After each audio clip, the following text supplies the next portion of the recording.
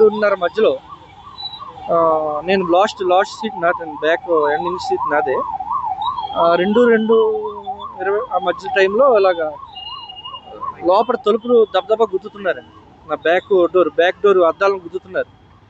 ఇలా మెలుకొచ్చి చూసేటప్పటికి అంత పొగ, లోపల ఏమి ఎవరు కనబడతలేదు. ఎంత గుద్దుతున్నారు ఎవరు అనేటప్పటికి ఓ కేకలు అరుపులు లోపల. ఎవరు ఇంకా ఆడోళ్ళు మగవాళ్ళు అందరూ లోపలంతా వాకింగ్ చేసి ప్లేస్ ఉంది కదా, వాక్ చేసుకుంటూ లోపల వాక్ చేసే ప్లేస్లో అందరూ ఉన్నారు. ఏ డోర్లు ఓపెన్ అవుతలేదు. ఈలోగా మళ్ళీ రెండోసారి కిందకి దిగుదాం అనేటప్పటికి, నాది అప్పర్ అండి, కింద దిగుదాం అనేటప్పటికి అద్దం బదలు కొట్టేశారు. వాళ్ళిద్దరూ దూకుతో పాటు నన్ను కూడా చెయ్యట్టుకుని కిందకి లాగేశారు. నా వెనకాల కూడా ఇంకొక ఆయన కూడా నా మీద పడిపోయారు.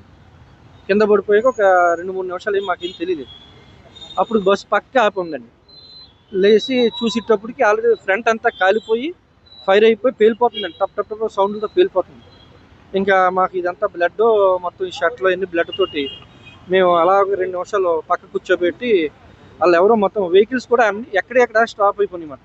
వాళ్ళు ఎవరో కారులో ఇన్నోవాళ్ళు ఎవరో వచ్చారు. ఆ కారులో నన్ను ఇంకో 2 ఉన్నారు. ముగ్గురిని కారులో, వర్షం పడుతుంది, ముగ్గురు కూడా మా ముగ్గురిని కూడా వాళ్ళు తీసుకుని వెళ్ళిపోయారు సార్. హాస్పిటల్లో జాయిన్ చేశారు సార్.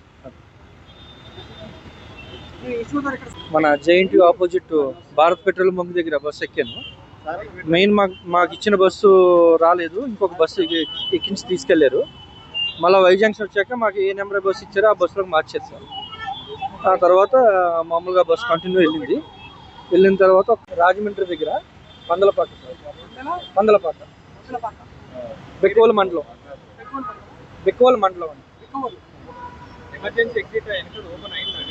ఏ డోర్లు ఏ అద్దాలు ఓపెన్ అవ్వలేదు సార్. వెనకాల వాళ్ళ బద్దలు కొడితే దెబ్బ కొడుతుంటే ఈ అద్దం పగిలింది. అందులోంచి మేము బయటకు వచ్చాం సార్.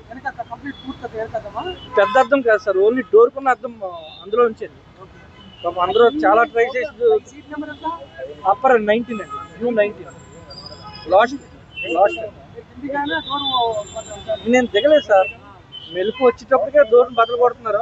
ఆ మొత్తం అంతా కూడా పొగతో మసిపోసిపోయింది. ఎవరేం తెలుసుకోలేదు సార్. ఏమైంది అనే లోపు నన్ను పైనుంచి కింద ఎవరు ఉన్నారో వాళ్ళు ఎవరు అందులో చెయ్యట్లు లాగుతూ లోపల నుంచి బయట లాగేశారు సార్. వాళ్ళు పడిపోయి నేను బయట పడిపోయాను. ఇప్పుడు మీ సీట్ పక్కన ఉన్న వాళ్ళు ఉన్నారా అండి? నాది సింగిల్ సీట్ అండి, అప్పరు.